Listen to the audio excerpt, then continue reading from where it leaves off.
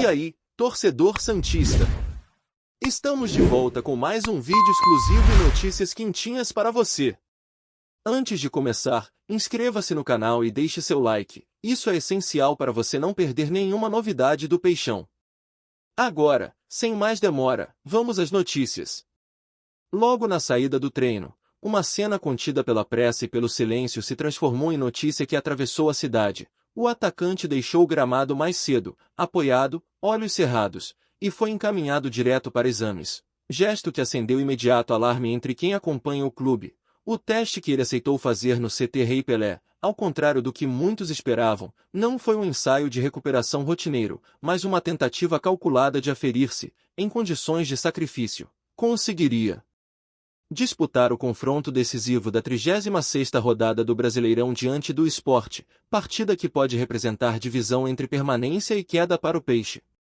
No centro da preocupação está uma lesão meniscal, uma ruptura parcial que provoca dor constante e sensação de instabilidade em movimento de impacto, e os relatos médicos iniciais são claros. O tratamento definitivo indicado é a intervenção artroscópica, procedimento minimamente invasivo que, se realizado agora, interromperia sua temporada por aproximadamente um mês. Diante desse diagnóstico técnico, a direção, a comissão e a equipe médica colocaram cartas sobre a mesa, mas o jogador optou por evoluir com avaliações diárias, desafiando recomendações e impondo ao clube uma encruzilhada entre prudência clínica e necessidade competitiva. Ao longo das últimas 24 horas, profissionais do Departamento de Saúde realizaram baterias de testes para mensurar força, amplitude e reação ao estresse do segmento lesionado. Nos relatórios, constaram episódios de dor que aumentam com aceleração e mudança de direção, sinais que apontam para risco real de agravamento em caso de esforço prolongado, e, mesmo assim, a possibilidade de entrada no domingo colocou em curso uma disputa de interesses. De um lado, a recuperação otimista, sustentada pela vontade do atleta e por protocolos de contenção com órteses e gelo; de outro, a avaliação conservadora, que alerta para consequências que vão além de semanas fora, incluindo o risco de lesões associadas que poderiam estender o afastamento para meses. Em ambiente interno, o clima é de tensão controlada, conselheiros pedem cautela, a comissão técnica pressiona por soluções imediatas na tentativa de preservar o objetivo de permanência na Série A. E assessores próximos ao atacante trabalham para equilibrar a pressão pública com a saúde a longo prazo do jogador, sabendo que uma decisão precipitada pode custar não só partidas, mas também convocação ao selecionado nacional nas janelas futuras. Fontes jurídicas do clube lembram que qualquer utilização em situação de risco exige documentação e anuência formal, porque a responsabilidade sobre a integridade física do atleta recai também sobre a instituição. Tecnicamente, autorizar participação até o limite de suporte clínico transforma-se em ato deliberado que pode gerar consequências administrativas caso um agravamento seja confirmado posteriormente. Enquanto as avaliações se sucediam, torcedores misturavam esperança e temor, grupos nas redes sociais pediam coragem e sacrifício, outros clamavam por prudência médica, e o debate público expôs uma tensão clássica do futebol moderno. Até que ponto a vontade de uma estrela deve se impor sobre protocolos que visam preservação de carreira? Por trás das manchetes, profissionais de medicina esportiva consultados externamente traçaram dois cenários plausíveis. No primeiro, o atleta participa do embate protegido por cinta funcional e analgesia, joga um tempo limitado e distribui presença que, embora custosa, ajuda a equipe. No segundo, o esforço precipita uma ruptura mais extensa, exigindo cirurgia com recuperação prolongada, comprometendo o início da próxima temporada e chances de retorno a competições internacionais. O histórico do próprio jogador, com passagens anteriores por tratamentos e temporadas marcadas por interrupções, complica a equação emocional. Cada vez que ingressa em campo em condições reduzia-se a margem de erro, e qualquer revés agora teria repercussões que extrapolam o clube. Contratos comerciais, imagem pública e até negociações futuras com patrocinadores entrariam em risco. Dentro do vestiário, relatos descrevem um ambiente cortado por preocupação, companheiros viram o ídolo sair de maca mentalmente, e a comissão tentou, em discursos internos, conciliar liderança e responsabilidade, sabendo que decisões tomadas sob pressão tendem a criar precedentes perigosos. Em conversas reservadas, fisioterapeutas enfatizam que tratamentos paliativos podem postergar o problema, mas raramente o resolvem. Já o staff pessoal, próximo e protetor, insiste que a determinação do atleta parte de desejo genuíno de ajudar em momento crítico, especialmente porque a tabela deixa pouco espaço, faltam partidas decisivas e cada ponto vale duplamente.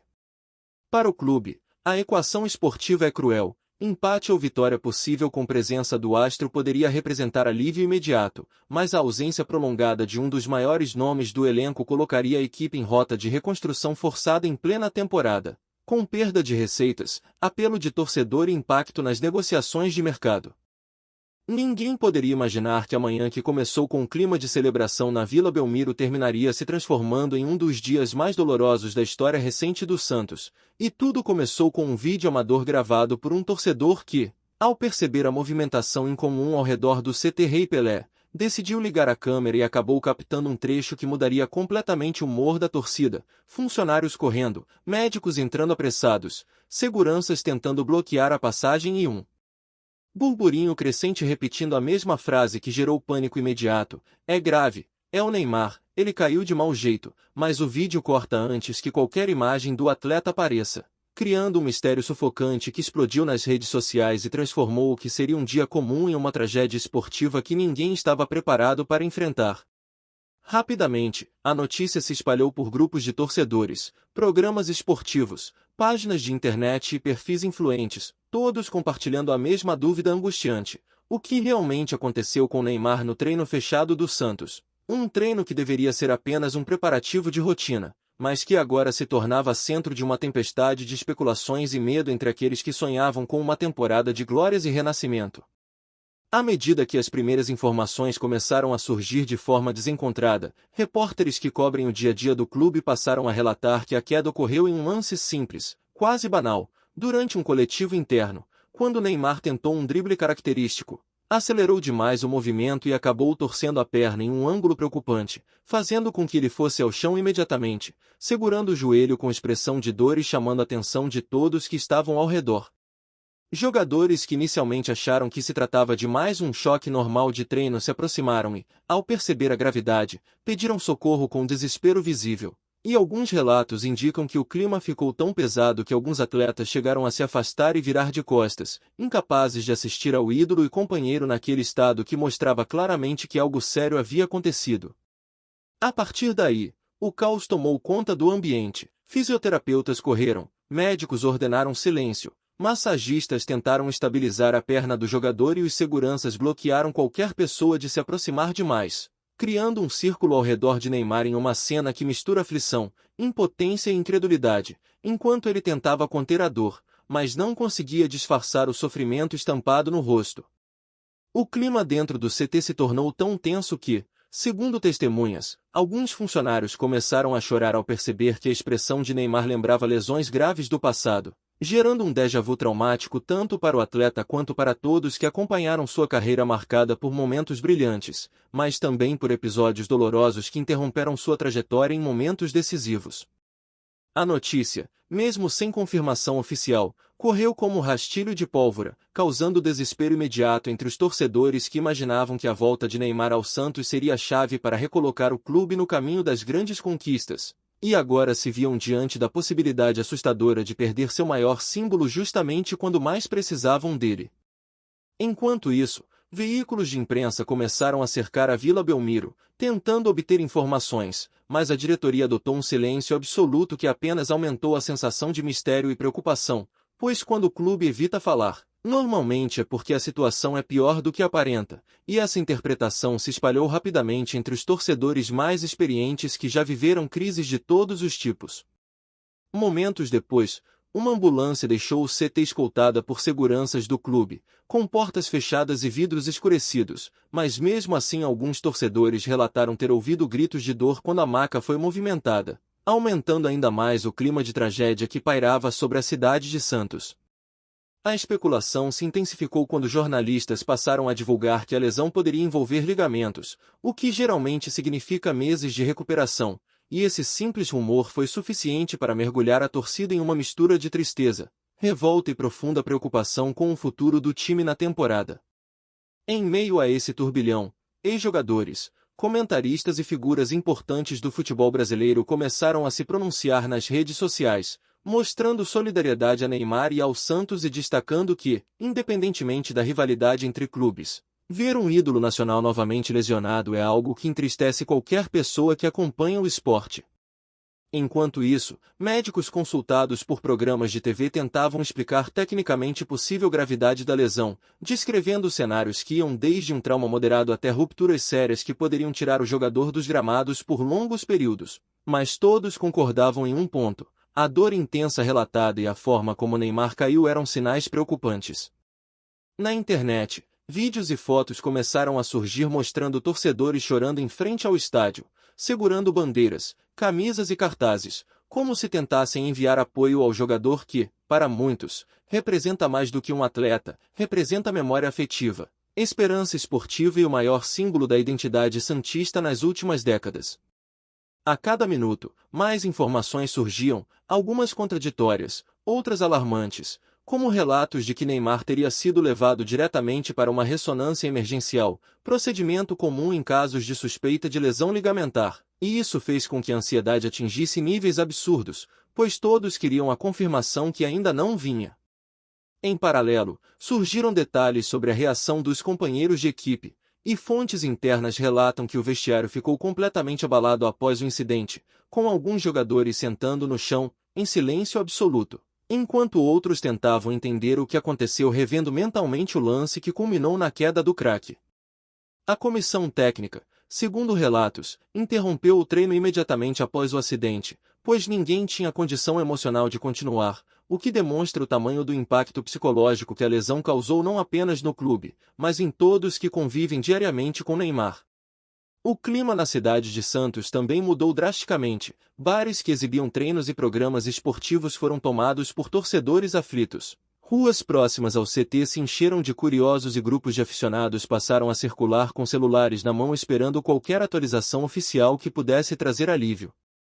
Conforme as horas passaram, o silêncio prolongado da diretoria começou a ser interpretado como confirmação indireta da gravidade, e discussões começaram a tomar conta das redes, com torcedores debatendo quem deveria assumir o papel de protagonista caso Neymar realmente fique fora do time por um longo período. Em meio à angústia coletiva, surgiram também teorias sobre desgaste físico, sobrecarga de treinos e até questionamentos sobre o gramado do CT, levantando debates intensos sobre responsabilidade, preparo e prevenção de lesões. E cada nova teoria adicionava mais combustível ao drama que já dominava o cenário santista. A pressão para uma coletiva de imprensa se tornou enorme, e jornalistas começaram a cobrar a diretoria publicamente, exigindo transparência e respeito à torcida que estava completamente atônita com a possibilidade de perder seu maior ídolo em um momento tão decisivo da temporada. Conforme a tarde se aproximava, notícias extraoficiais começaram a indicar que o caso realmente envolvia estrutura ligamentar, e esse rumor se espalhou com força, provocando maior comoção e desencadeando uma onda de solidariedade ao jogador, que recebeu milhares de mensagens nas redes sociais pedindo força, esperança e recuperação. Em meio ao desespero coletivo, alguns torcedores começaram a lembrar de outras lesões graves que marcaram a carreira de Neymar, criando um clima melancólico e levantando reflexões profundas sobre até que ponto um atleta tão brilhante pode suportar pressões físicas e emocionais tão intensas ao longo dos anos.